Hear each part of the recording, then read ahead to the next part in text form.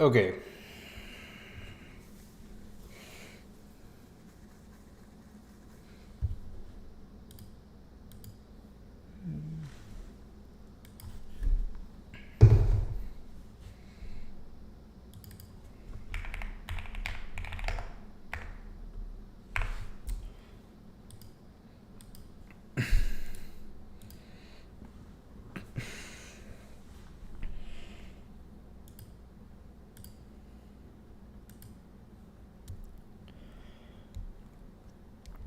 Okay.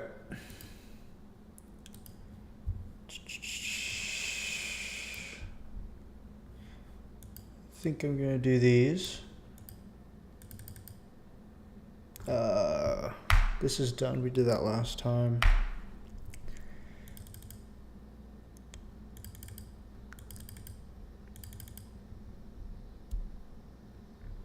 Yeah. Cool.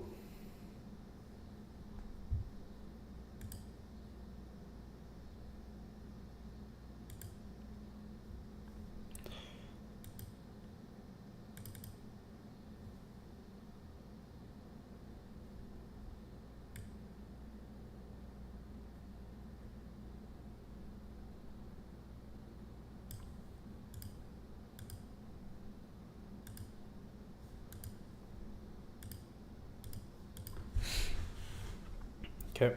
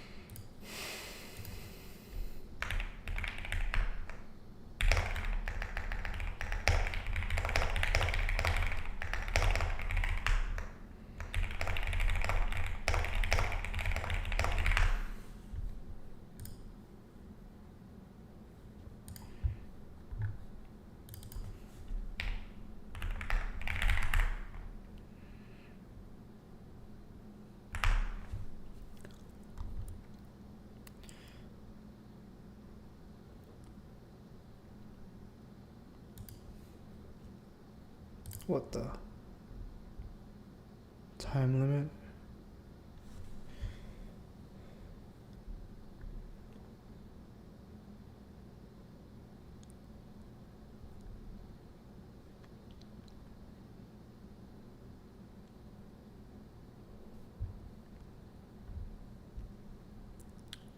Time limit reached.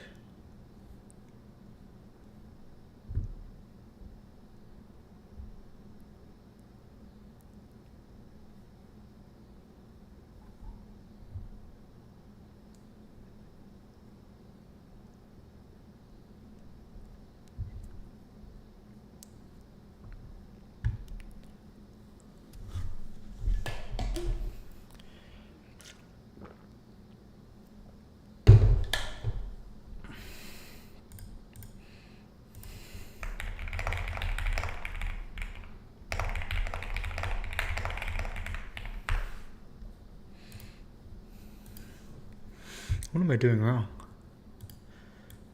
If that equals that, then we skip. And we try a duplicate.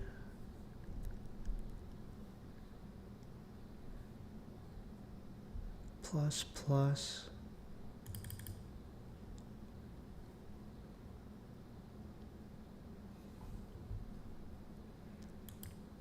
Index, S index.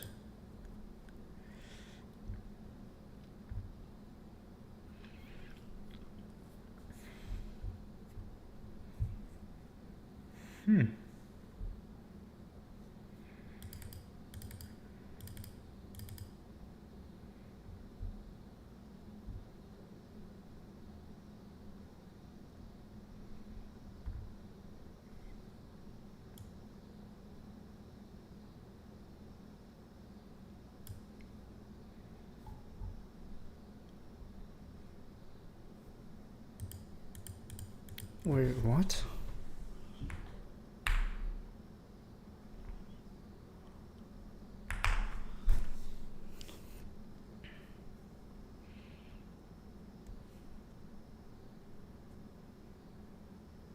What am I doing wrong? Table S to T 00 table.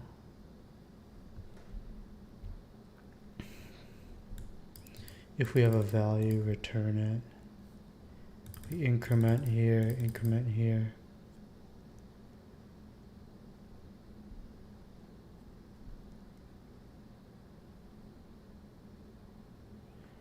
Huh? S-touch. That's right, that's right. All these indexes are right.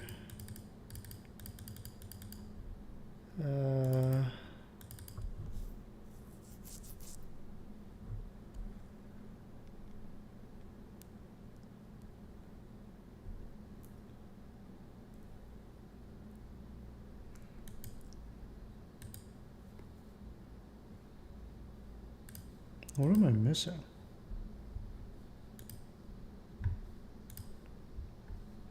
No.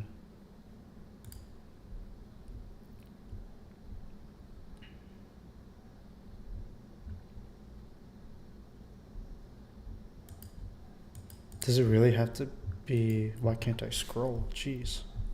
Does it have to be -1? If that's the case, that's kind of crazy.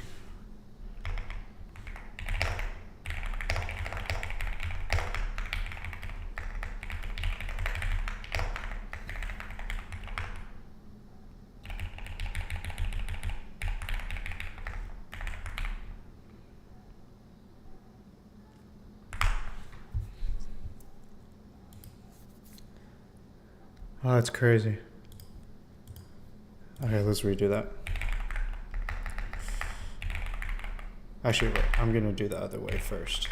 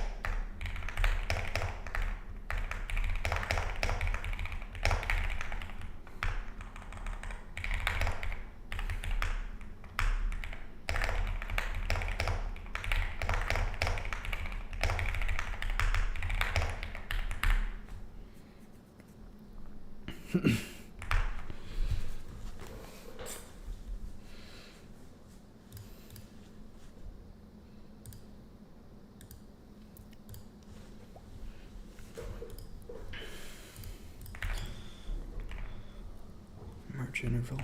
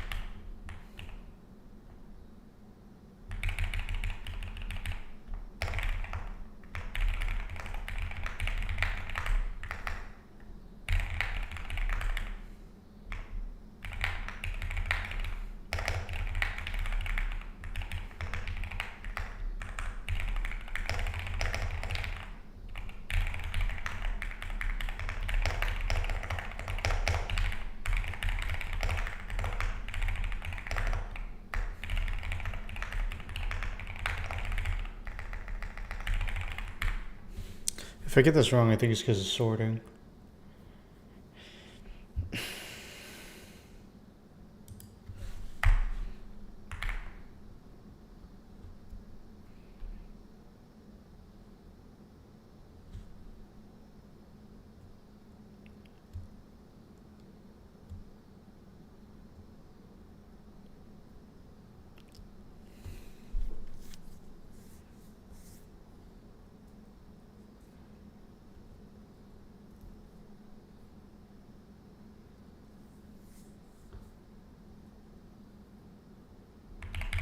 I have it opposite.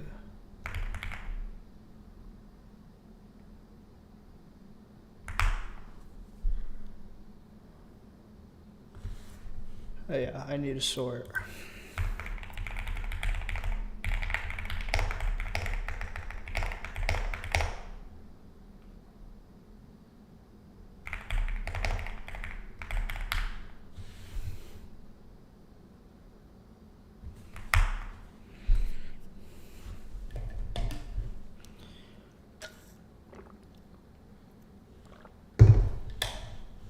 Beautiful.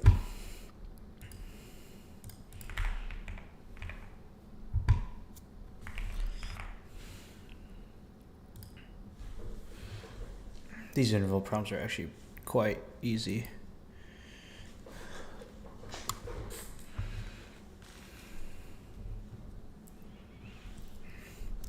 Okay. So we have to sort the intervals by endpoint. And that's because we want to include, we want to get the intervals that ends the quickest to be able to fit the most amount.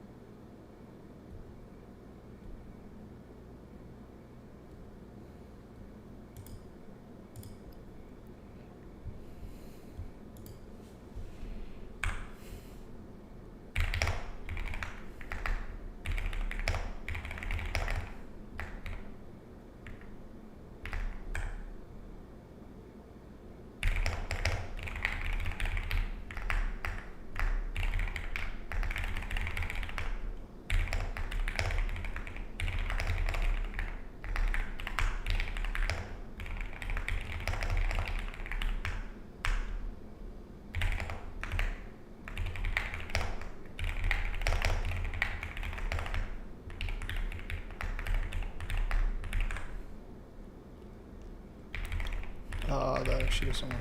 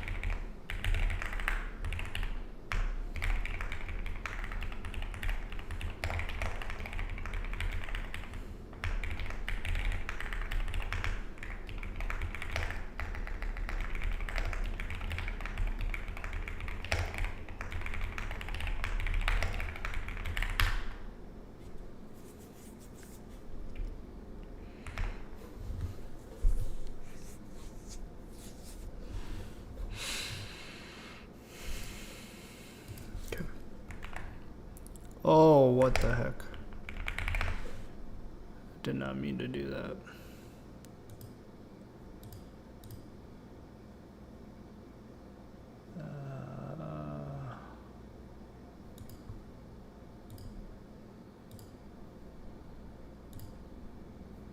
There we go.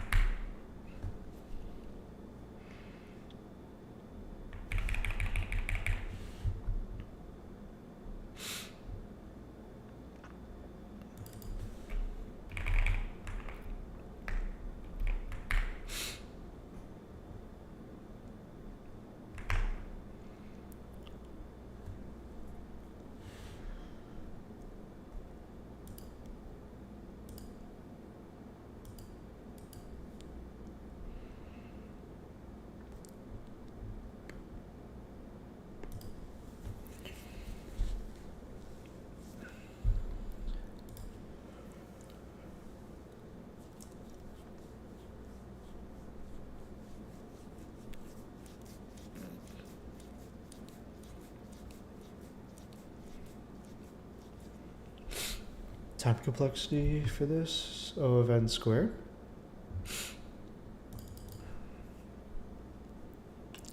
I don't know the time complexity behind priority queue, so but I think it's, what does heapify occur in? Is it log? I think it is log, because it takes the root, swaps it with the maximum, then reorders. So yeah, I'm saying time complexity is O of n squared, and the space complexity is going to be whatever this is, and then O of n.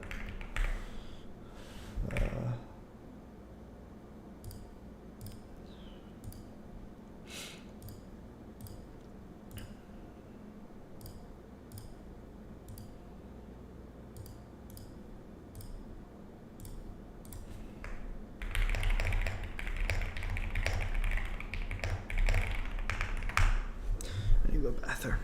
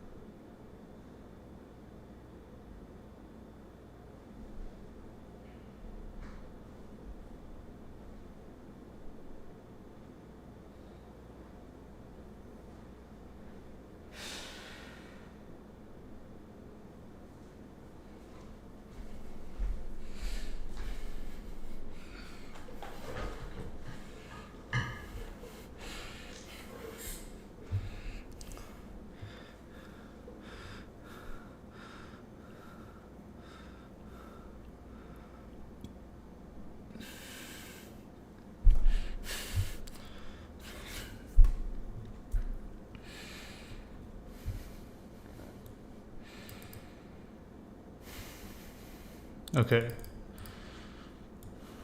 So, yeah. I guess 2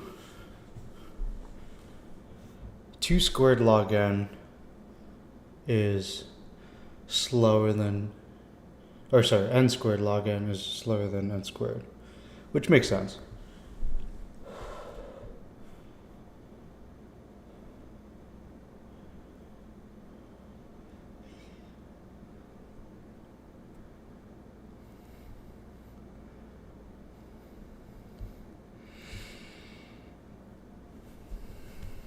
Okay.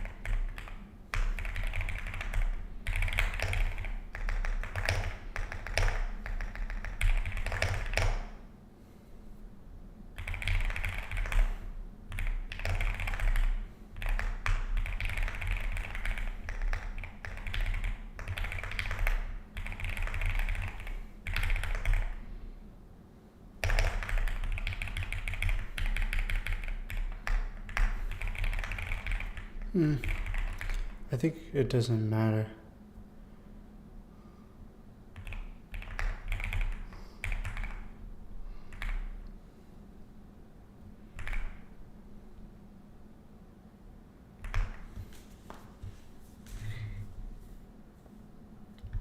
Cool. This one is going to be tricky.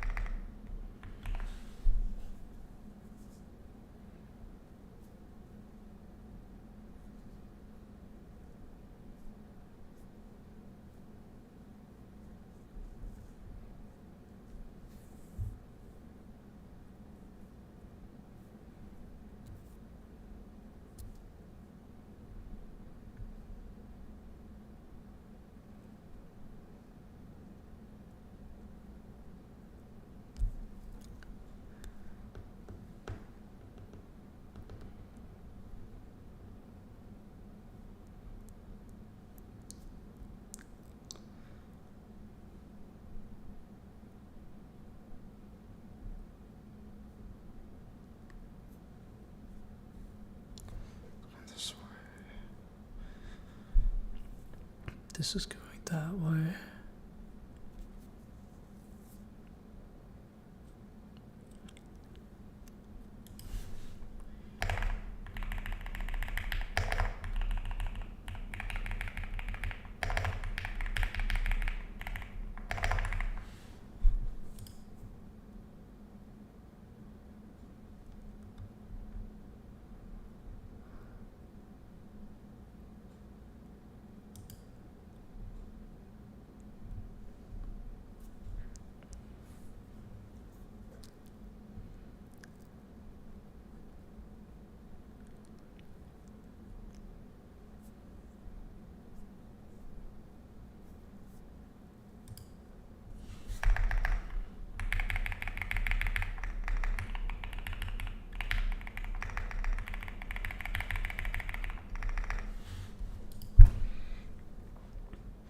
I'm missing something here.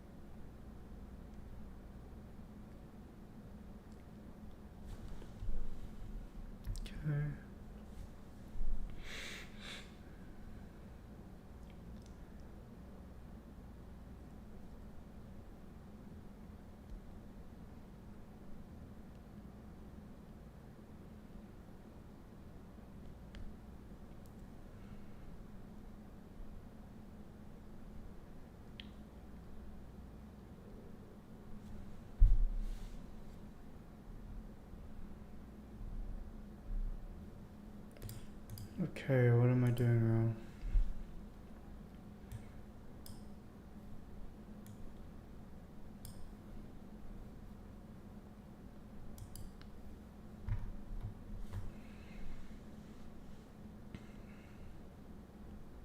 Oh, like that? Well, that wouldn't change anything though, would it? Yeah.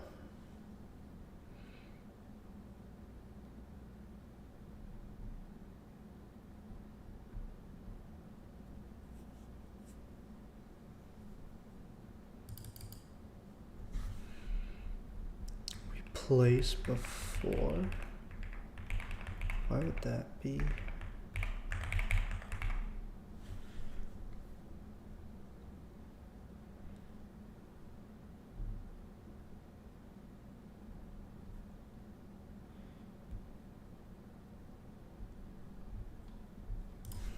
Hmm.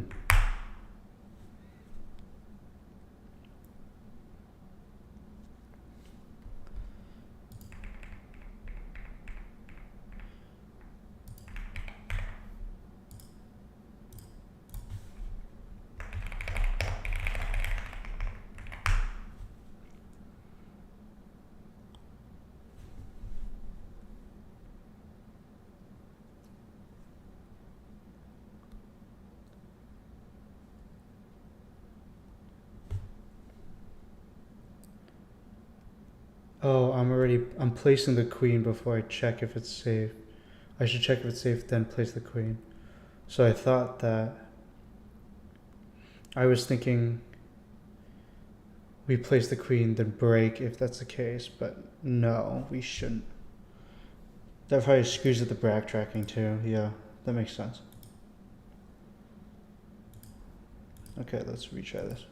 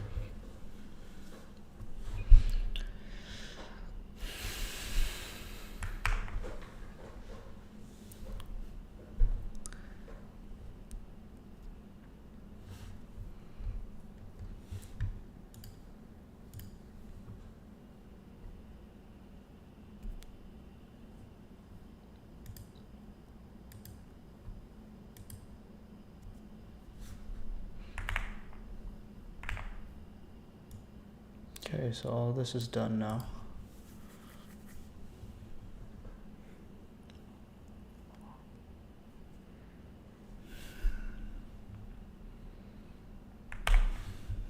Merge case lists.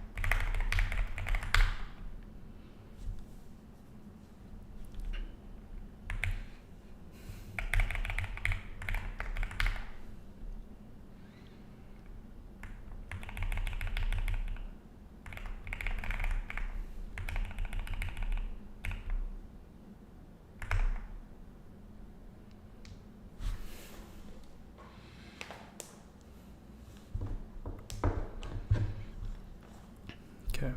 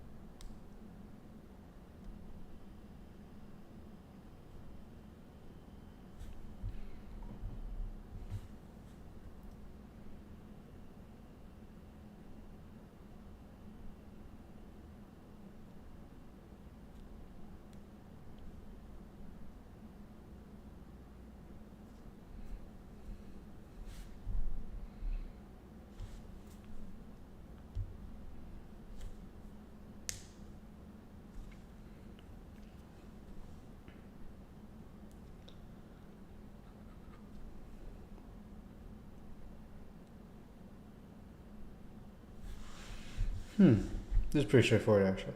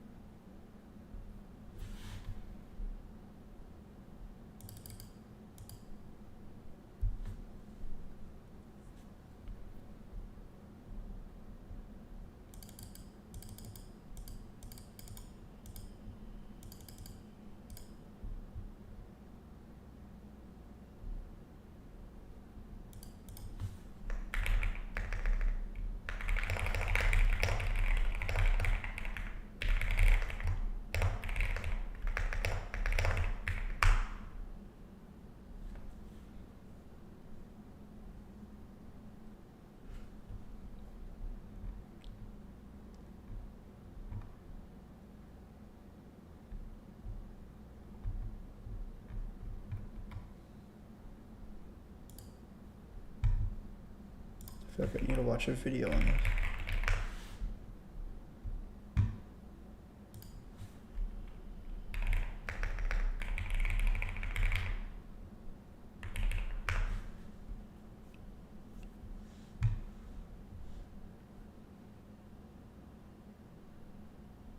Bro code's pretty good.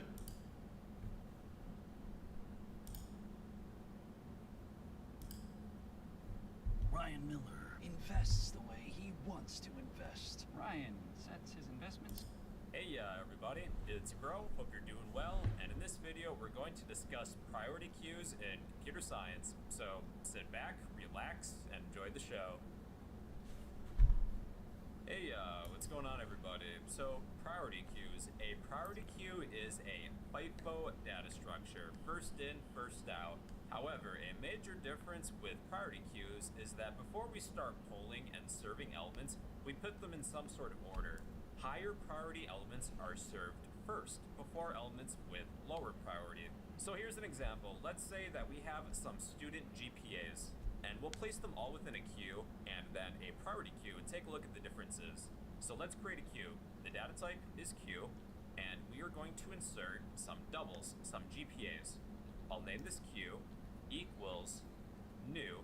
Now queues are actually interfaces and we can't implement them directly, so we need to use a class that utilizes the queue interface. One that I know of is a linked list. Then finish instantiating it. Now to add data to a queue, we use the offer method. Queue.offer, and then pass in a GPA. Let's make sure that these are not in order. How about a 3.0? Then the next student has a, let's say 2.5. Then a 4.0, 1.5, and 2.0. Okay, now let's display the elements of our queue. One easy way in which we can do that is to use a while loop. And this is our condition. We'll continue this while not logical operator queue dot is empty method. While our queue is not empty, pull each element and display it. So within a print line statement, let's use queue dot pull to display and remove each element, beginning with the first one and then working our way to the end. So this will display the elements within my queue. So these are in first come, first serve order. Whatever element we were offered first, we are serving that element first. If an element was added last, well then it's served last. So that's a standard queue. Now with a priority queue, we're going to arrange them in some sort of order before we actually pull these elements.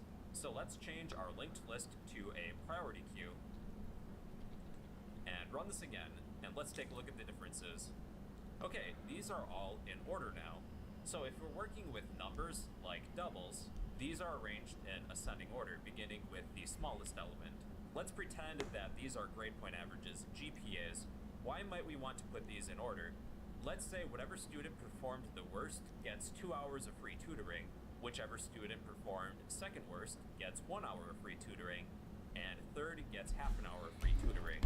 Now if you need these in descending order, well there's one change that we're going to make. Within the constructor we can pass in a comparator, but that's a little advanced for us and we haven't discussed that yet. So there is a default comparator that we can use found within collections. Collections dot reverse order method. So these elements will be in reverse order then.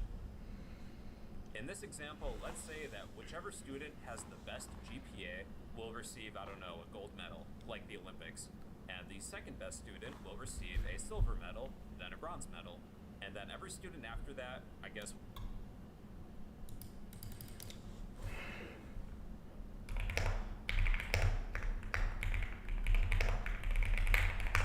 This is what I actually wanted.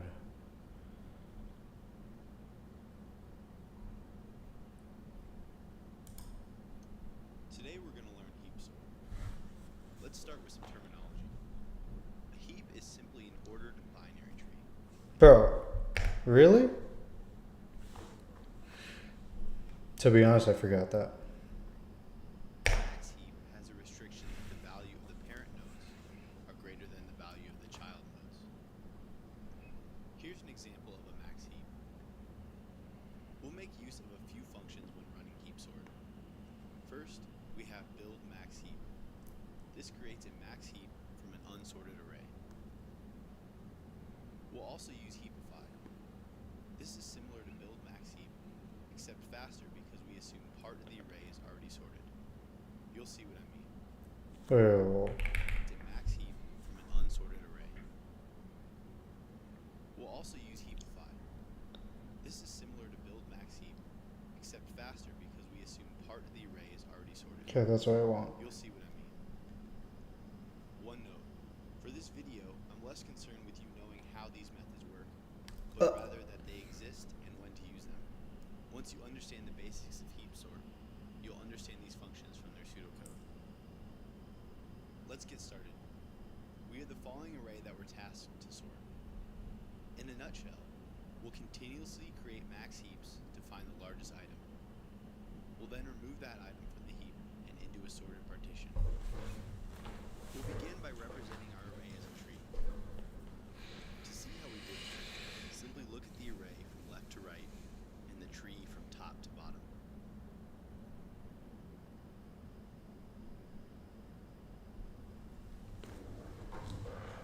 Now that we have a tree, let's create our first heap. We assume this is an unsorted array, so we call build max heap. Now that we have our max heap, we know the largest item, 9. We swap 9 with the item at the end of the array, 1. Finally, we remove 9 from the tree and consider it sorted. Looks good so far, except we're back to having a tree and not a heap. This time we call heapify, since only the item 1 is out of place. 1 floats down to the bottom, and the largest largest number heads to the top.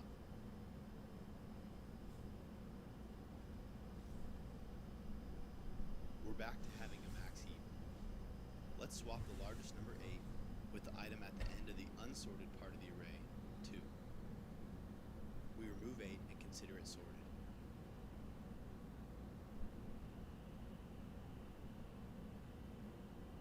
Again, we need our heap back, so let's call heapify. Goes to 3. Oh! Oh, goes to the larger of the two. I think you see the pattern. I'll let you watch the rest of the video without voiceover.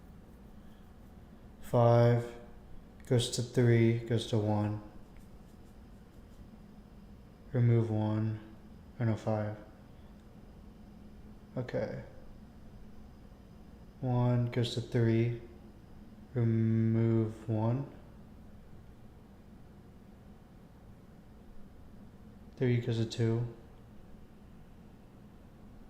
Remove 3. 2 goes to 1. Remove 1.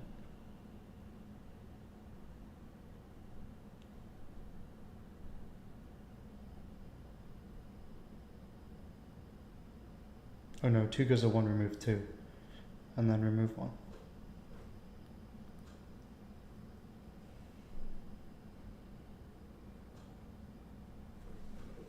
We're all done. Our array is fully sorted. But that doesn't really help me. Okay. Next, let's try inserting an element. We could take the approach we used with BSTs.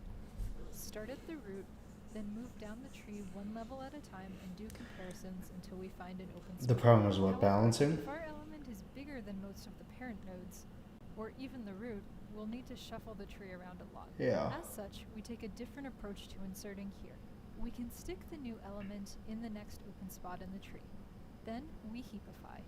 Heapify is the operation in which we reorder the tree based on the heap property. Since we care that our parent element is bigger than its child, we just Swap. need to keep comparing our new element with its parent and swapping them when the child is bigger. New element time and do comparisons until we find an open spot. However, if our element is bigger than most of the parent nodes, or even the root, we'll need to shuffle the tree around a lot. As such, we take a different approach to inserting here. We can stick the new element in the next open spot in the tree. Then we heapify. Heapify is the operation in which we reorder the tree based on the heap property. Since we care that our parent element is bigger than its child, we just need to keep comparing our new element with its parent and swapping them when the child is bigger. We can take a similar approach to an extract operation, where the root is removed from the tree. We stick the rightmost leaf in the root spot, then just compare it to its children and swap We take the last leaf. in the root spot, then just compare it to its children and So 25. Oh my gosh, you're going too fast. rightmost leaf in the root spot, then just compare it Okay, so 25 is going to swap with that. 15 is going to swap with that. And then we're good. to its children and swap where necessary. The runtime of insert and delete, a more general case This is so much, being O of such a in the worst better case. video than all the other ones. Worst case would involve moving an element all the way up or down the tree and would roughly be as many operations as the height of the tree. Which is O of log n. Okay, so that makes sense. That makes so much more sense.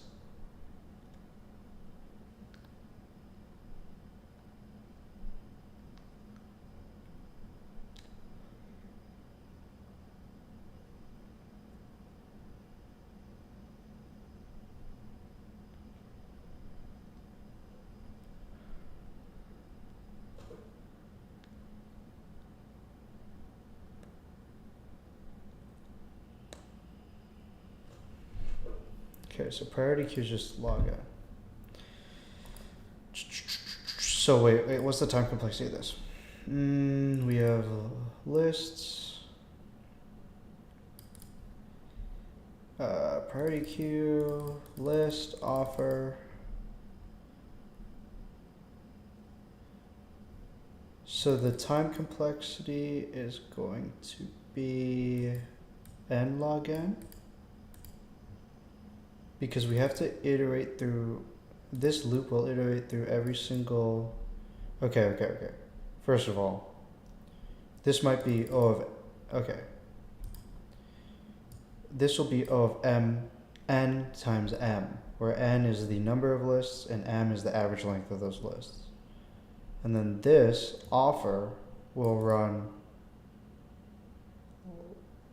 log m n times m. So this will be O of n times m times log n times m. So it's basically n log m. If instead of taking the list or the number of lists times the average length of the list, we just take the number of nodes. So if we express this in the number of nodes, it's lists, this is O of n, and then this is O of log n. Space is O of n? Yeah.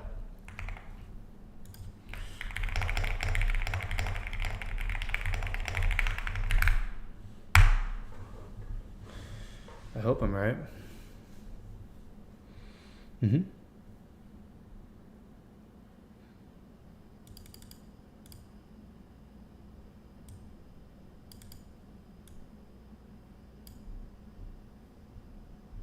There we go. Though, was it for a different reason? No, it wasn't. Well, kind of. N log k. K log k plus n log k. While loop is n log k, where n is the total number of nodes, and then k is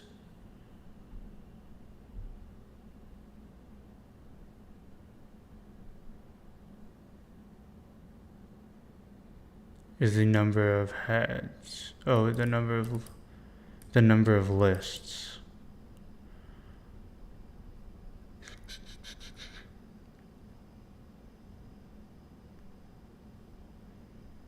The number of lists times the log of the number of lists? No, isn't it? Okay, I was right enough, I feel like.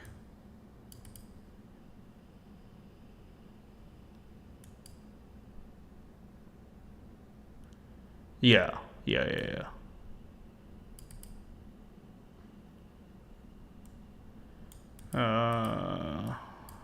I guess I got it wrong. I got it right, but I got it wrong. I think that's good enough, to be honest.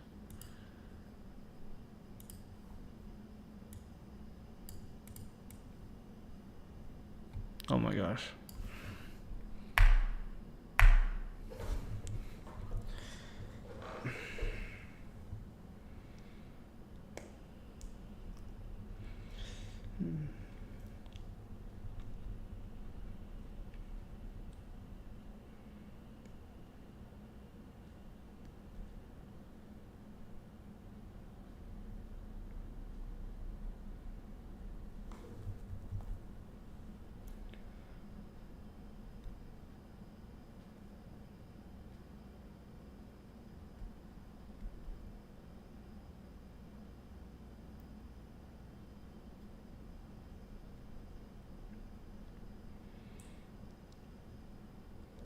I actually don't think I struggle with time complexity of graph problems. To be honest, I don't know why I wrote like a third or a quarter of the things I wrote. Probably because I was out of touch.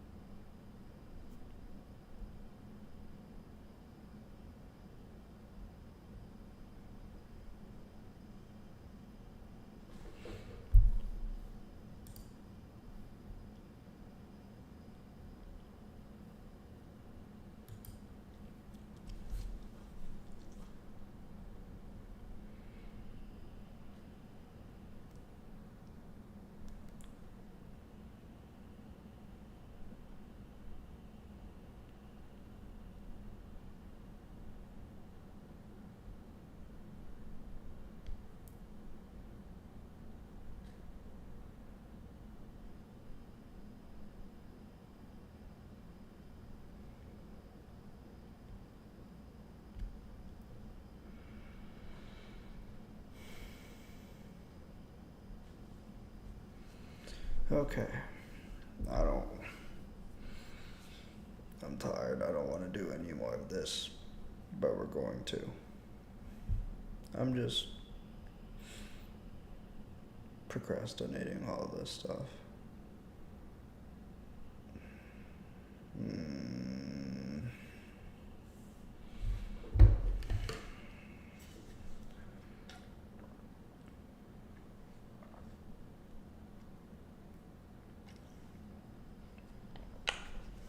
Realistically,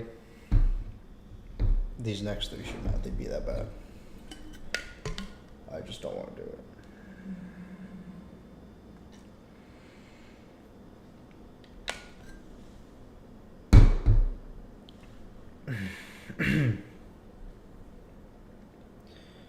Okay.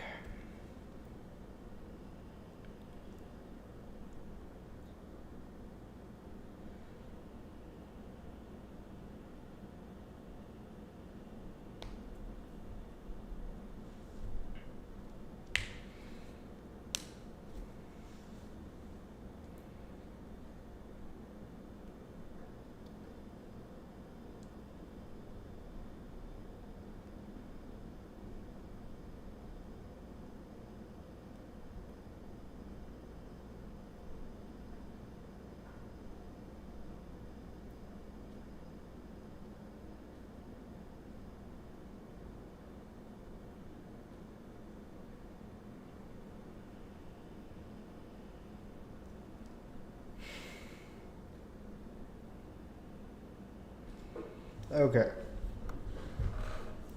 Let's do the tree traversal methods, because I think that'll be easy. I know these. I just don't know exactly. Like, I wouldn't be able to. I only know in order. What there's in order, post order, and pre order. You explain the tree traversal methods to me. In order, which is in order. Post order and pre order. So pre order, I think it goes from root, left, and right, and then post order is left, right, root.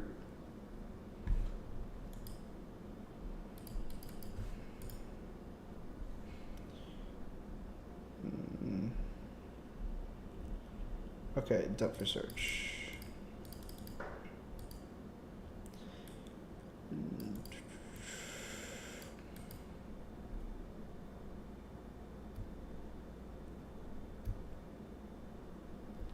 Depth of search. In order. Left, root, right. Yep.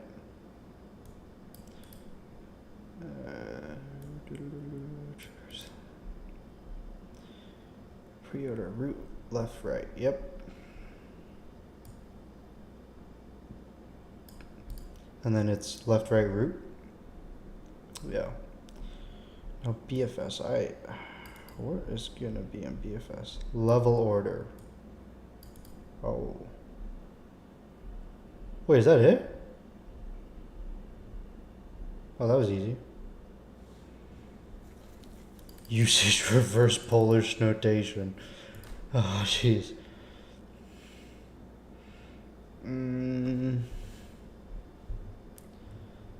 A D.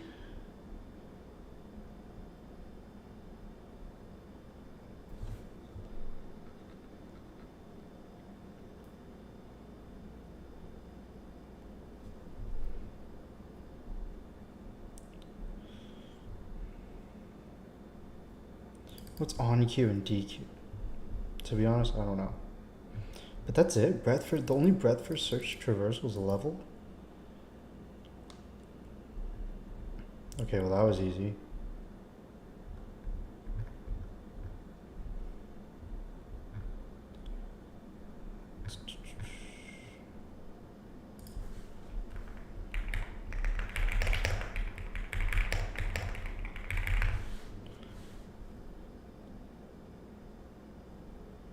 Mm-hmm.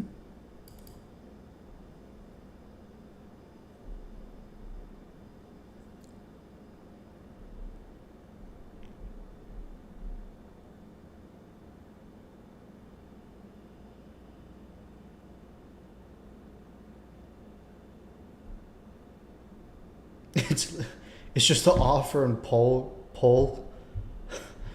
operations. Okay. Okay. At least we have verified that. Okay.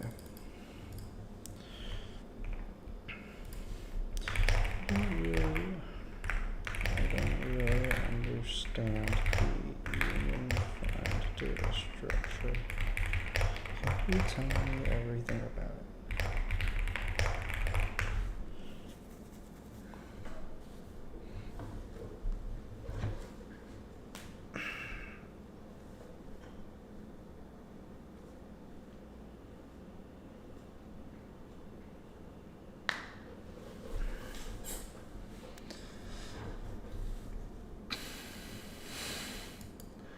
The unified data structure, also known as disjoint set, is a data structure that keeps a track of a set of elements partitioned into a number of disjoint, non-overlapping subsets. It is particularly useful in scenarios where you need to manage the merging of sets and quickly determine which set a particular element belongs to. Key concepts. Sets. Unified manages sets. Each set is represented by a root and a representative element. Operations find and union. Find, determine which set a particular element belongs to. Find the representative root of the set. Yeah. Efficiency. Unified is efficient because it supports near constant time operations for both find and union. After some optimizations. Find. The operation determines which subset a particular element is in. It follows a chain of the parent pointers. The find operation determines which subset is a particular. Wait, what? The find operation determines which subset a particular element is in. It follows the chain of parent pointers from the element up the tree until it reaches the root of the tree.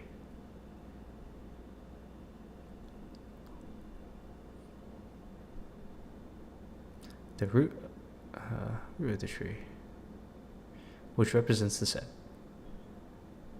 The root element is the representative of the set. Path comparison. This is the crucial optimization for the find operation. After finding the root of the set up for an element, we make the element point directly up the root, which flattens the structure of the tree and speeds up future operations. Yep. Union. Merges two subsets into a single subset. Does this by linking the root of one set into the root of another set. Union rank by rank size. This is an optimization that keeps the tree shallow. It ensures that the root with fewer elements, the lower rank, becomes the child of the root with more elements. This reduces the height of the tree. Union find. Oh, I see.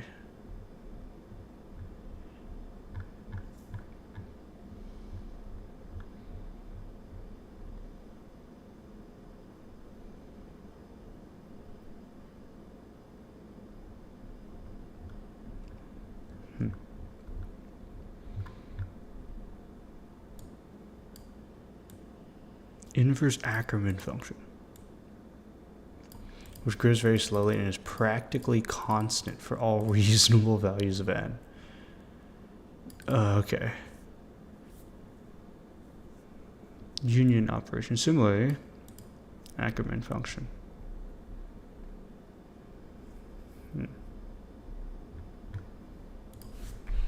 Can you visualize a union find for me to show me flatness?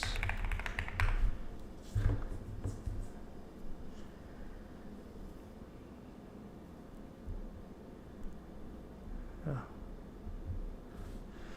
Okay, measuring 6 elements. Now let's union 1 to 0, okay. 2 to 3. 2 to 3, 0 to 2,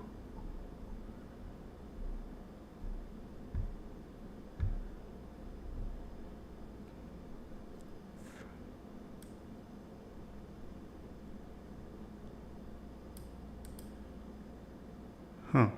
Why does 2 point to 1 instead of 0? I feel like it should point to 0. This might be a video time.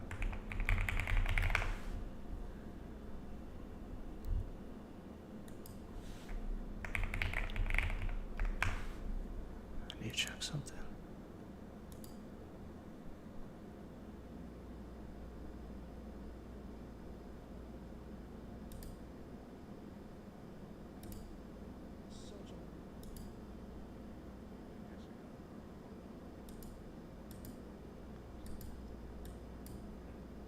Okay, we're chilling.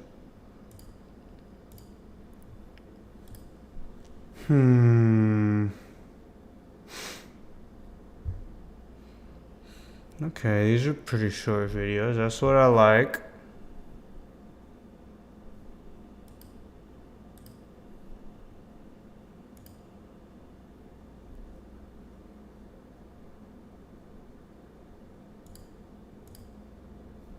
I need to find the best way to learn math and science. Just do it. It's not brilliant.org. Talking about what union find does. Imagine if you had some objects and you want to group them together according to some criteria. So one such grouping would be this. Now once you have computed the grouping, you would want to know certain properties about the groups, such as how many groups there are, and if two objects belong to the same group.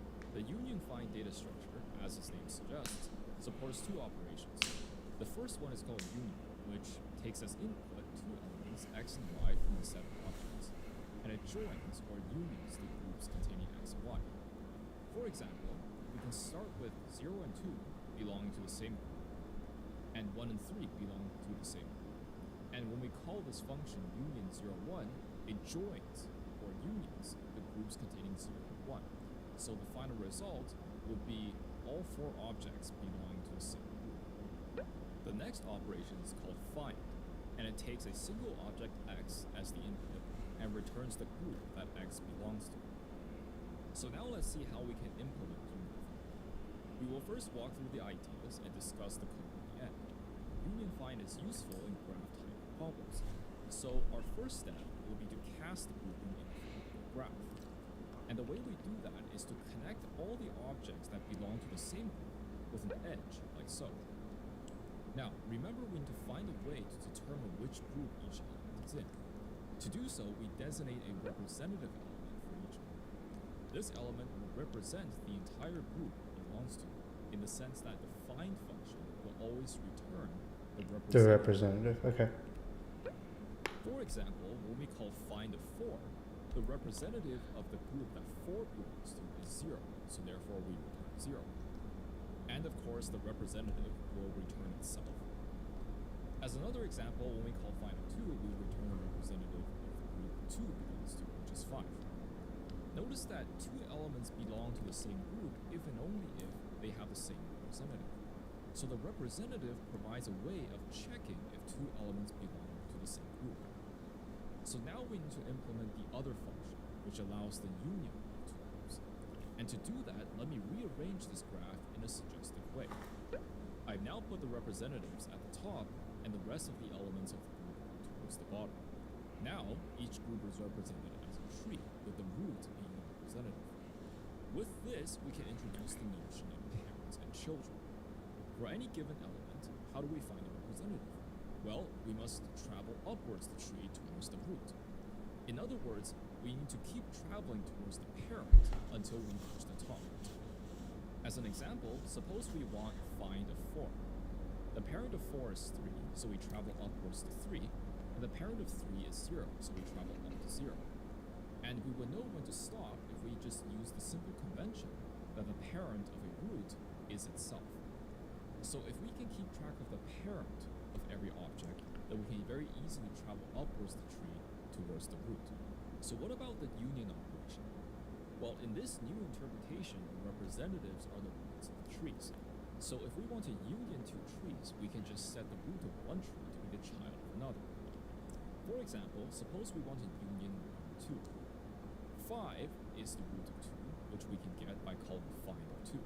And similarly, 0 is the root of 1. We then set the parent of 5 to be 0. And what this does is that it sets 5, which used to be a root, now as a child of 0. And all of the elements that used to be in the tree rooted at 5 now have a root of 0. And now these two trees have been unioned. Now we have the basic idea. Let's discuss how we can implement this in code. We initialize this array called parent, where parent of I gives the parent of the object I, parent of X. Otherwise, we know that we have reached the other. So that is the algorithm, and now let's discuss the complexity of this algorithm. If the data structure contains n elements, then on average the height of the trees will be on the order of n.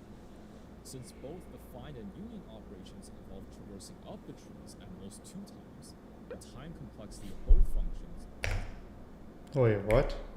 traversing up the trees at most 2 times, the time complexity of both functions is O of log of n. The space complexity will be O of n owing to the parent array, which will have length n. Alright, I hope this video gave you a better understanding of the union find data structure in the So let's begin by talking about what union find does. Imagine if you had some objects and you want to group them together according to some criteria. So one such grouping might be this. Now once you have completed the grouping, you would want to know certain properties. Interesting. Maybe GPT is wrong about that. Find time complexity.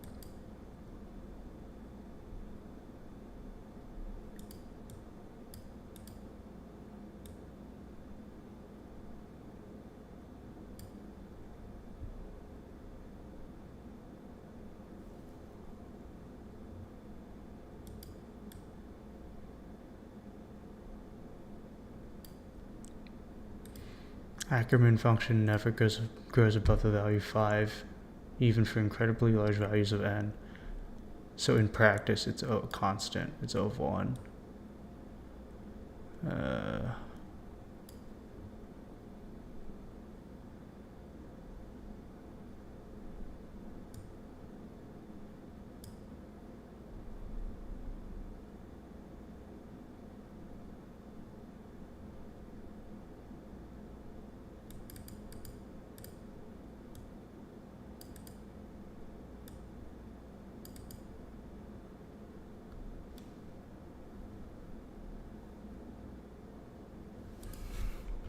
This is the Ackermann function. Interesting.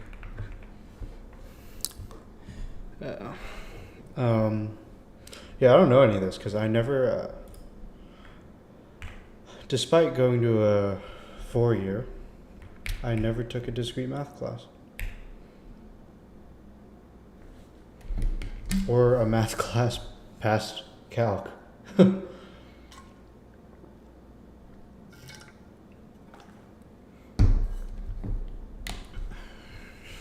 We're paying for that now, huh? Okay.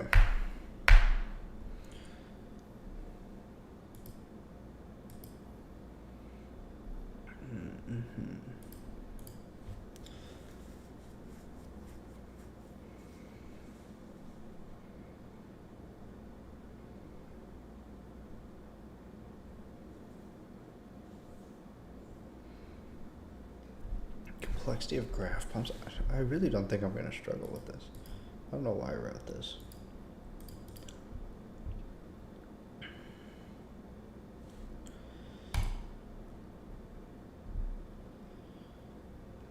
Oh, did I write space complexity? No, I wrote time. What the heck? Space was probably more complicated.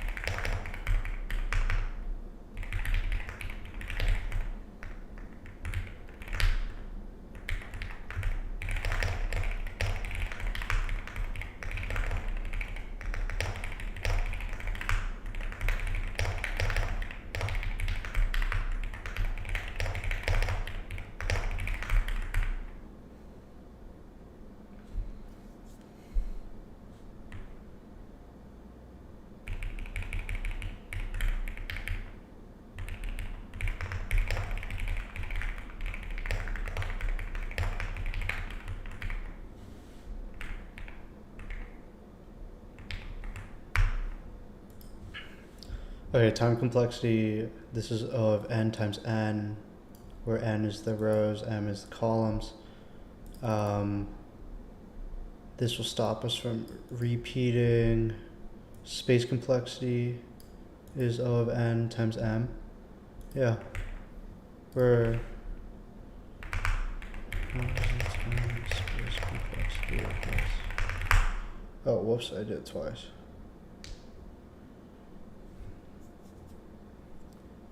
Yep. Yep.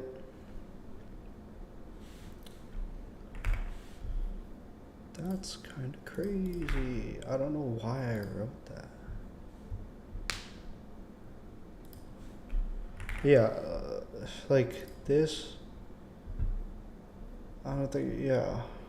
This actually might be a lot longer, but yeah, I don't think this is, I don't know why I wrote that. I think I'm good for all of these. And if I don't, then we'll find out when I do the entire 150. Okay. Cool.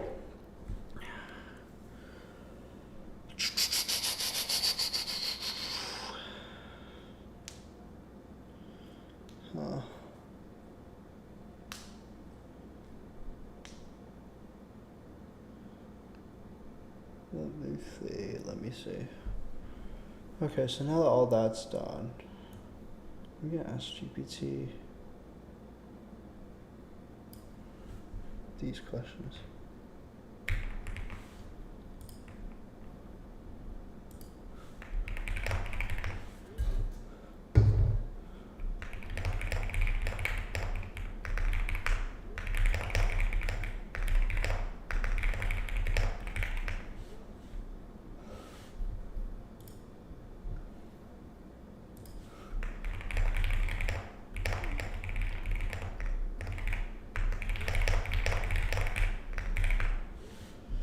Oh, whoops.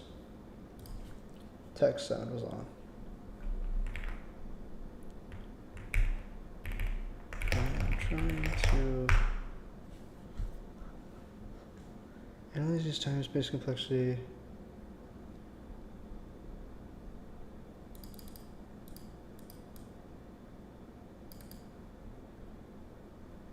Yeah, that's fine. Nature of inputs.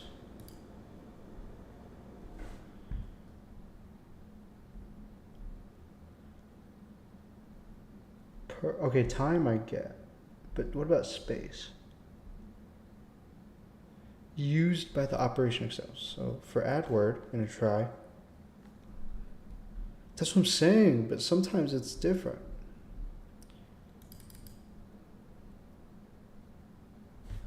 Yeah. See? Impacts the try as a whole. Function versus data structures. So I think as long as I'm able to articulate that, like, although the space complexity of the add word function by itself is O of 1, the space complexity that it implicates towards the try is O of n because it can add up to n new children. So yeah, I just like, okay, yeah. So as long as you break it down, you're chilling. You are chilling. Cool. Well, that's done.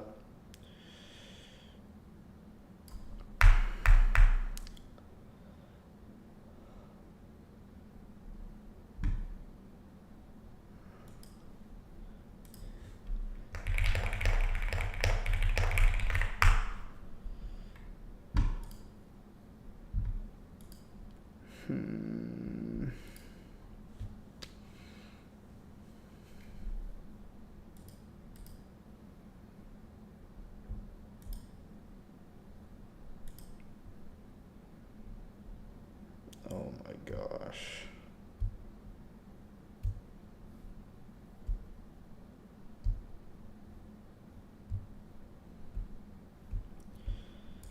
Two-dimensional frag-x matching. I'm just gonna look at this problem. I don't know if yeah.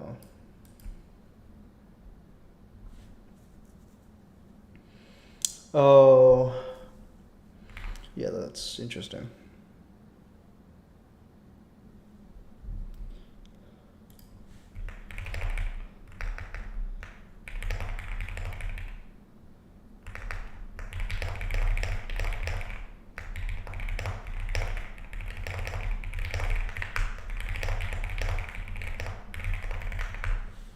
Okay.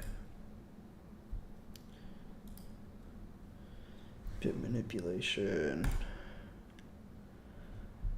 These are all easies too. These are quick 7 I can just knock out. To be honest, do I want to do it though? It's not whether I want to do it, I probably should. I definitely should. Okay. So how many do we have left? You know, I'm gonna undo these because I've practically not done them. We have 24 left. This seems like a lot. Well, this is 6 right here. So 18. This is 8, 10, 8, 2, 1, 1. Dang.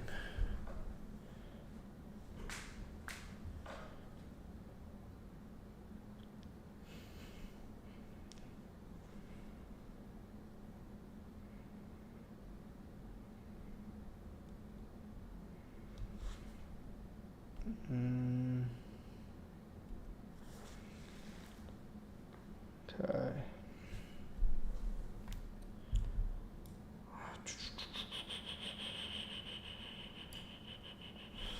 Let's look at my Leetcode. So how have we been doing so far?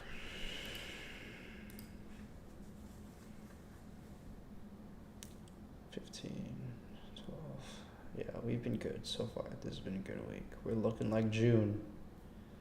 This is so sad. Well, the month of July was pretty sad too. Like, look, I was fighting. I was fighting to keep the streak alive. This month was really good though.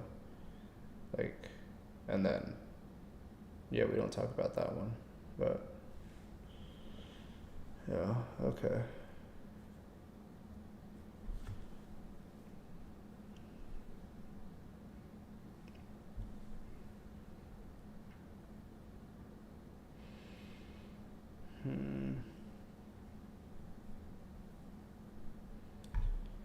Interesting. 19 hearts. I feel like I should be doing a little bit more than that.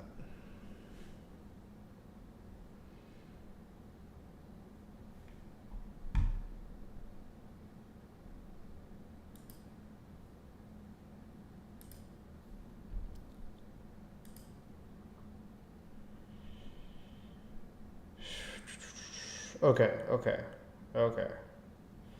I'm just being lazy right now. I'm gonna do bit manipulation, all of it. And then when I get all of it, I'm gonna call it a night. And I'm probably gonna have to look at the answer right away, only because these are all problems that have tricks to them. Like, they're deliberately problems that have tricks to them. Am I going to need a no bit manipulation realistically? No. I would feel bad if I didn't finish this, though. If I didn't finish this portion of it. Is this the most useless portion of this entire list? Arguably. Because there's like a degree of utility to, I mean, all of this is super important. All of this, I would say, is pretty important too. Like backtracking graphs, 1 and 2 DP. Tries, they're less useful, but there's a degree of utility to that. Heaps and priority, I would say these are actually pretty. All of this, except for bit manipulation. Math and geometry, I'm pretty sure these are all just tricks too. But it's like, realistically, I will never need I would never get asked any of these questions. But I would feel bad if I didn't know them, I guess. So I'm probably going to look at most of the answers.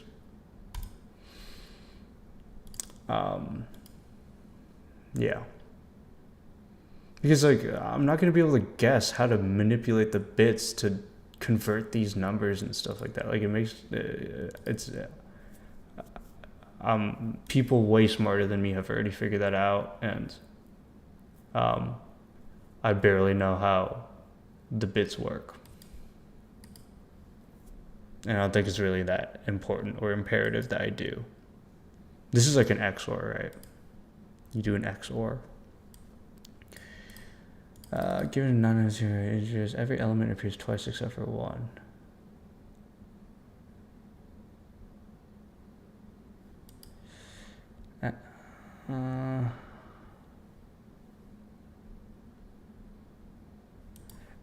Okay. Yeah, I'm just gonna look it up. Can you explain the single number problem?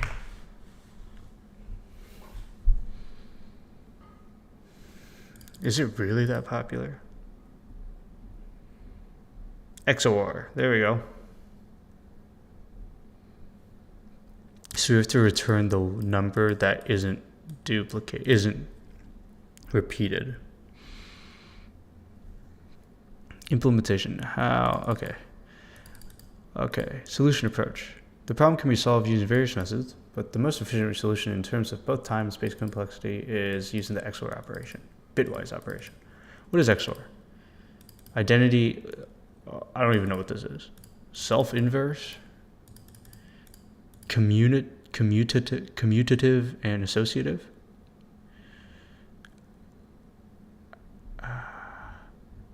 Bruh, explain like I'm dumb, not like... Oh my gosh. A XOR 0 equals A. A XOR A equals 0. A XOR B equals B XOR A. And A XOR B XOR C equals A XOR B XOR C.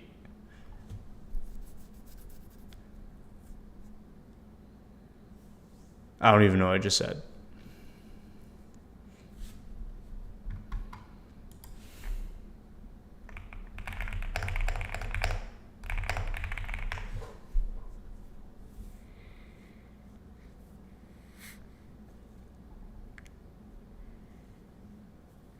If you XOR A by itself, you'll get 0. If you XOR A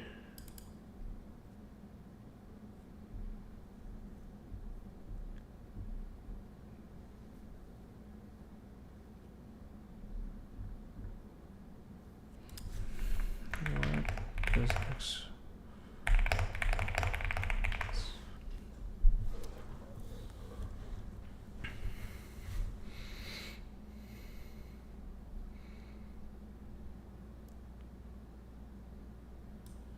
So we're creating parity.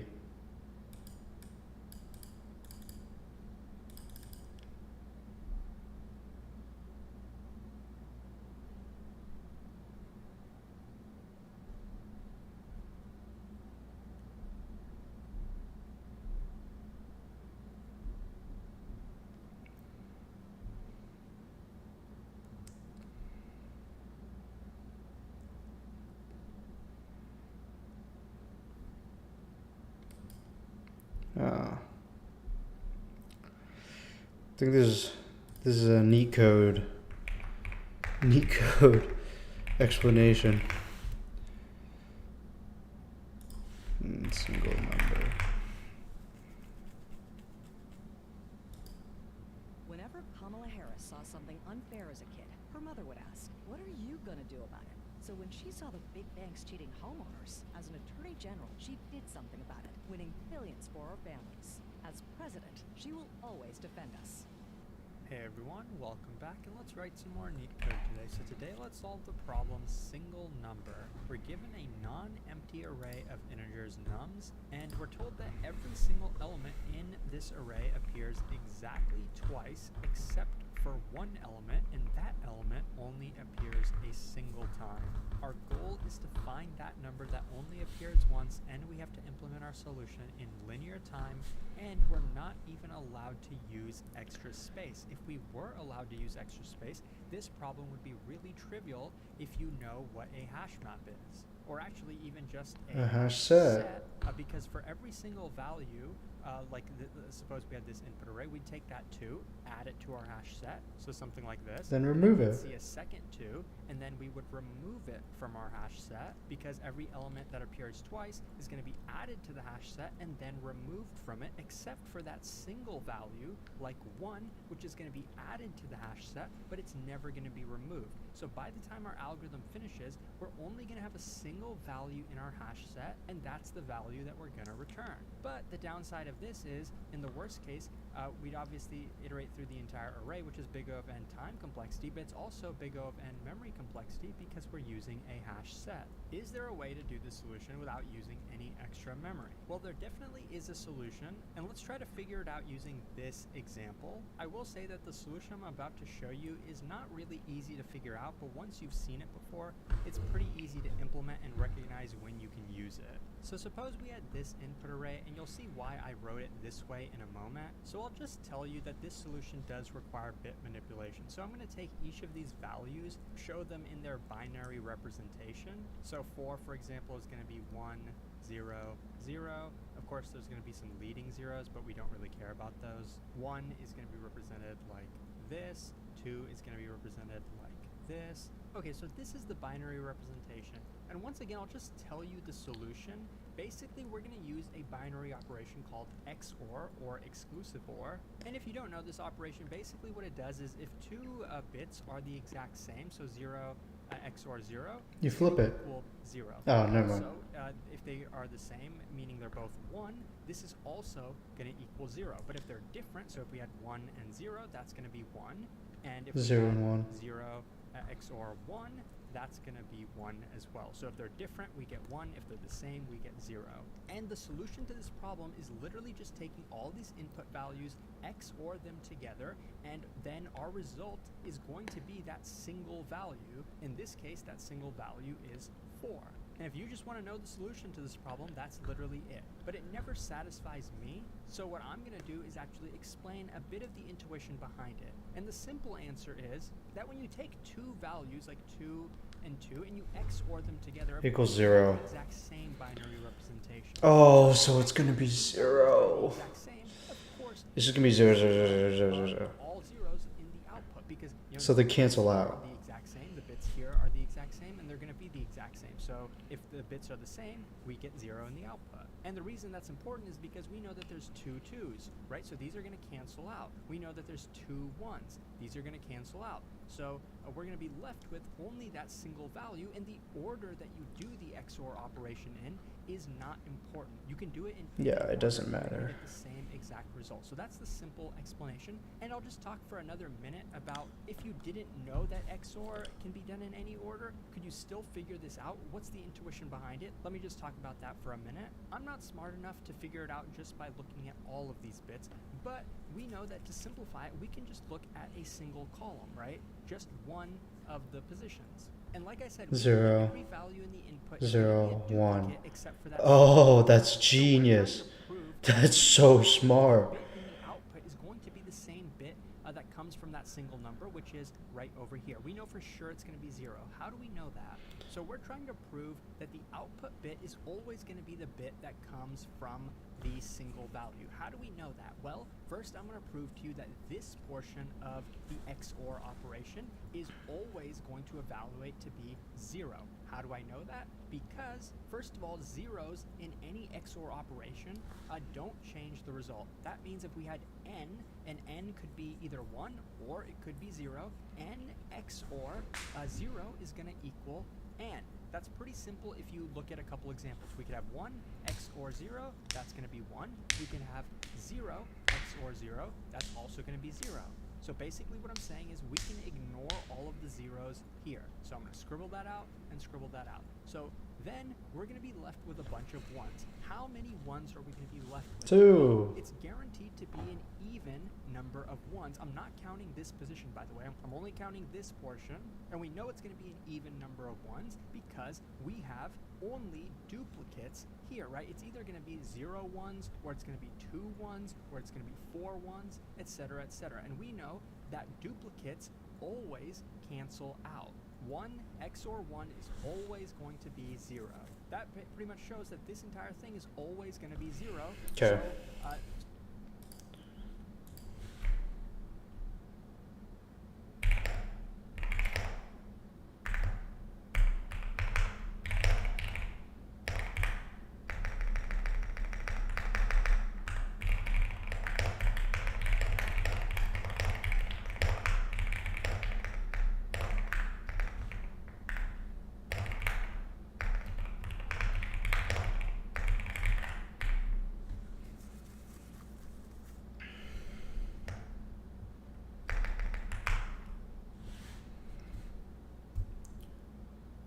That took way longer than I thought. I'm not going to do all of this.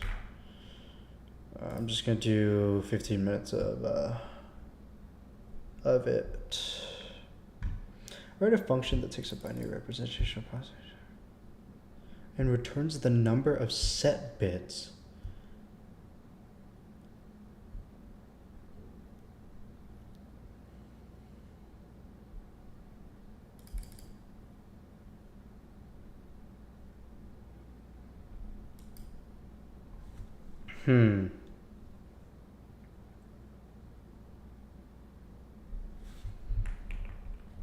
How to turn int into binary together.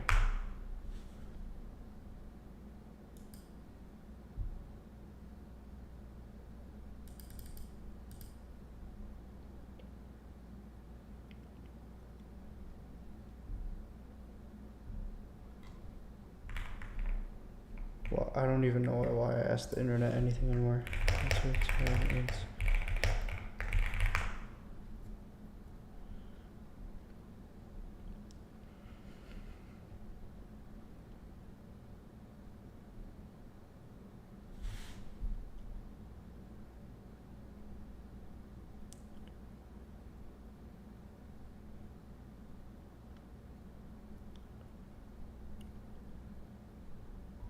Oh.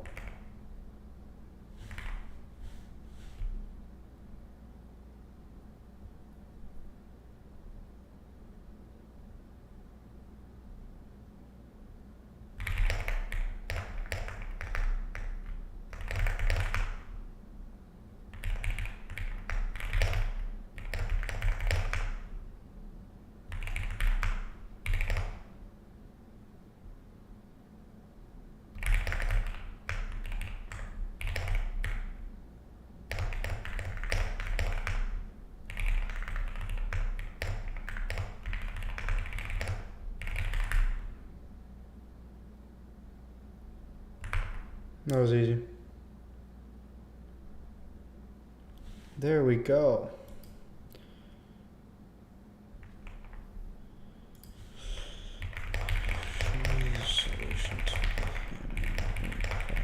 I wonder if there's a more efficient solution.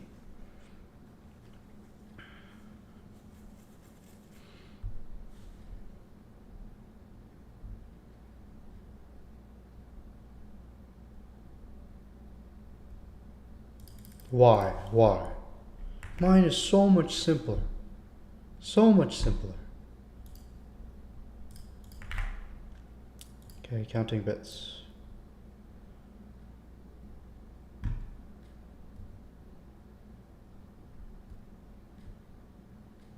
Given an integer n, return an array of length n plus 1 such that for each I between 0 and n,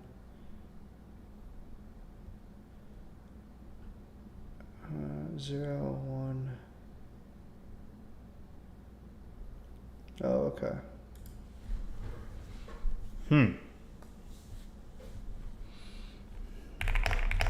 So we obviously need the output array.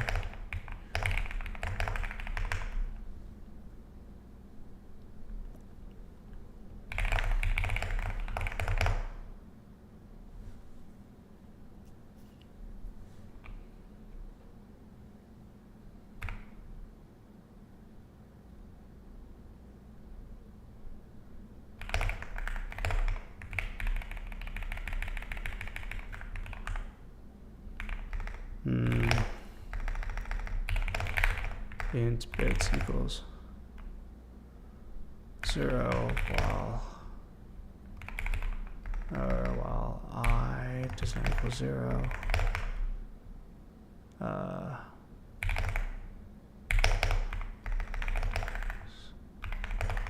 Bits plus plus R I equals bits. Turn on.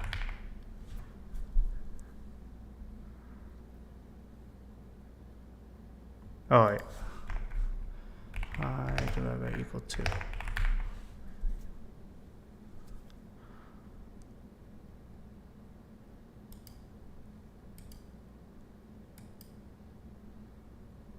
Okay.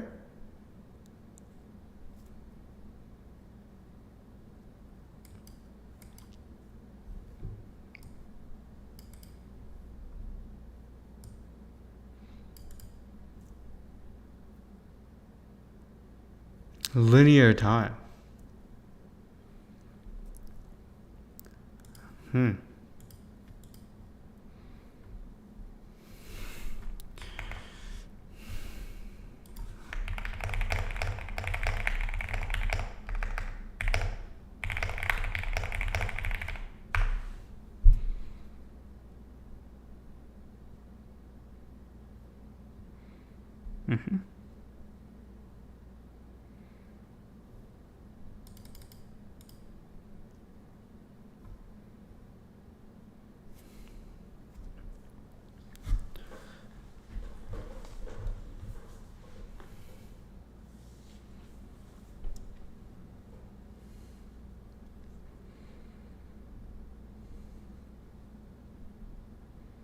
Jeez.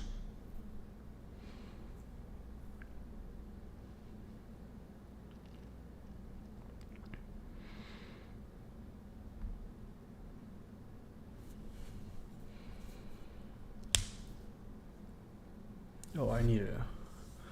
I'll be right back.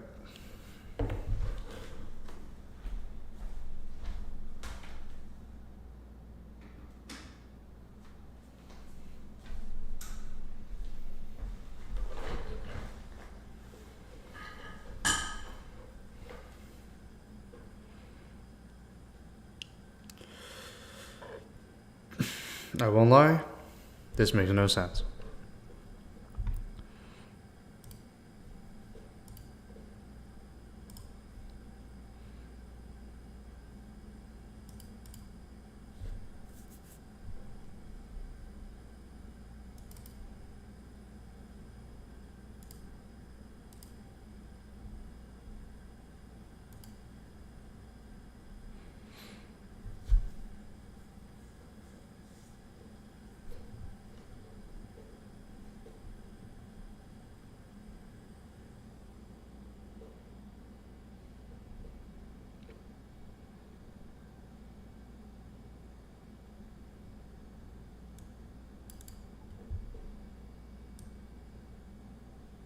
Oh my gosh, this is like a DP problem.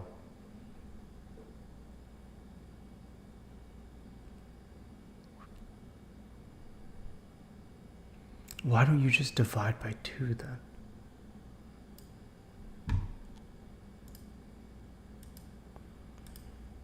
So,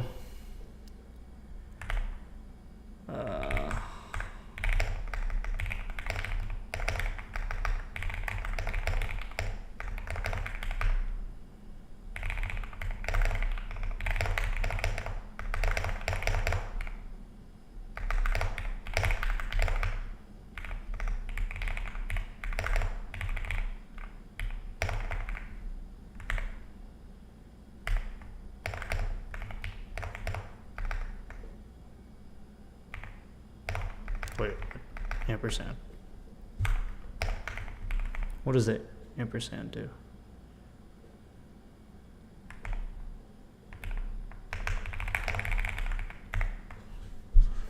Checks as the least significant bit.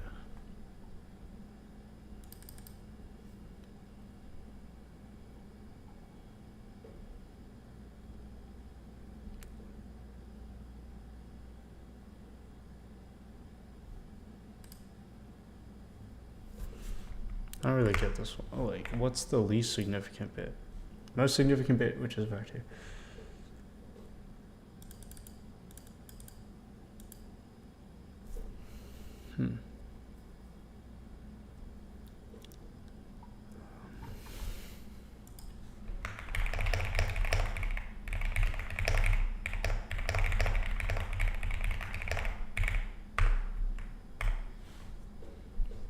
Well, that worked.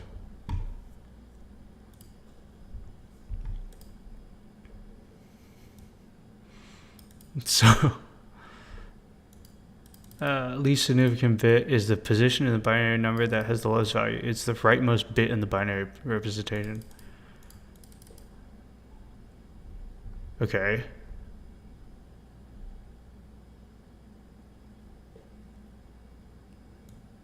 So this checks if the least significant bit is odd of I. Okay. Because if it is odd, then we add it.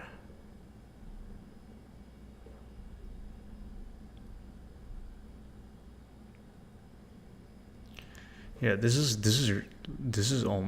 DP problem. That's crazy. I don't know how I'm supposed to know this. Output equals int plus 1.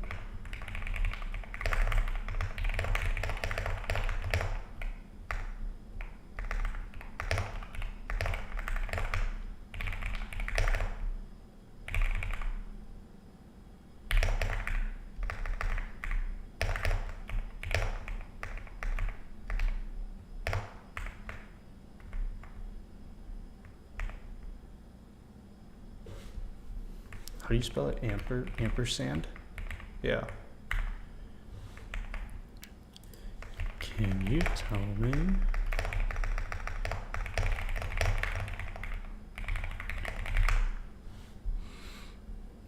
Ampersand. It's the AND operator. Okay. 1 and 1 equals 1. 1 and 0 equals 0. 0 and 1 equals 0. Okay, okay. Cool. So what if you AND the two numbers? You can find the divide. That's dividing two numbers then. So that's how division works. 6, 3. 6 and 3. Okay. So we see. Yeah, so it's like 1 divided by, or 0 divided by 1 is 0. 0 divided by 1, or 1 divided by 1 is 1. Yeah.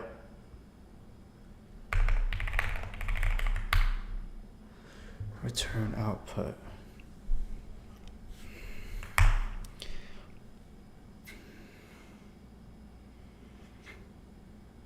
Okay.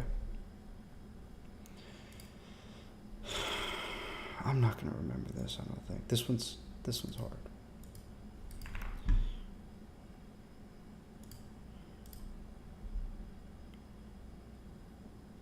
So this is XORing.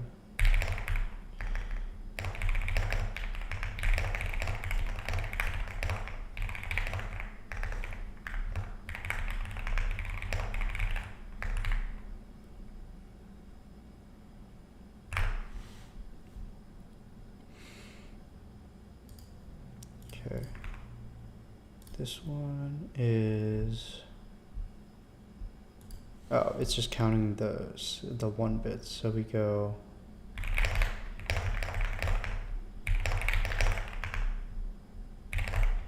And 2 plus 1.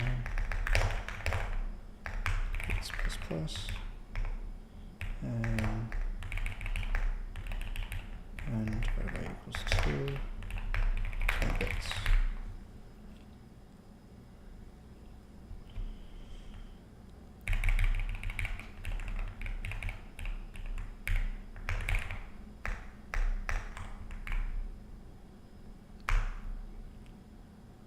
Okay.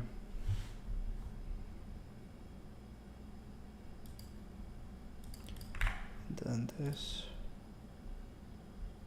is just int output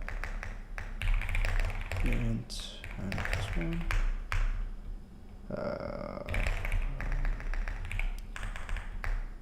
Output 0 equals 0.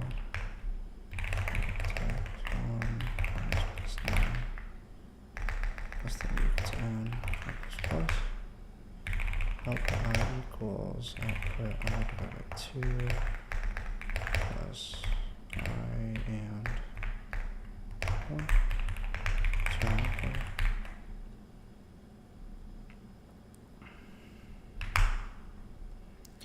Interesting. Yeah, I'll obviously redo these, but unfortunately, like I started bit manipulation all I want, but the marginal benefit to spending time to studying bit manipulation is not that high in my view. The problem is bit manipulation doesn't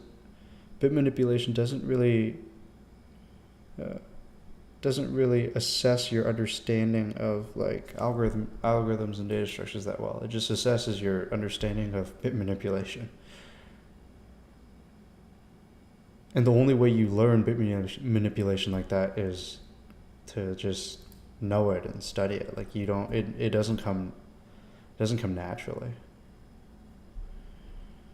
Yeah. Okay. Okay. Let's see. Yeah, not too bad. Yeah.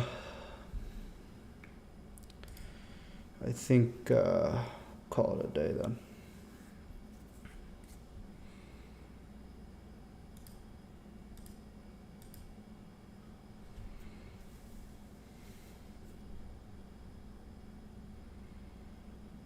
Until the next time.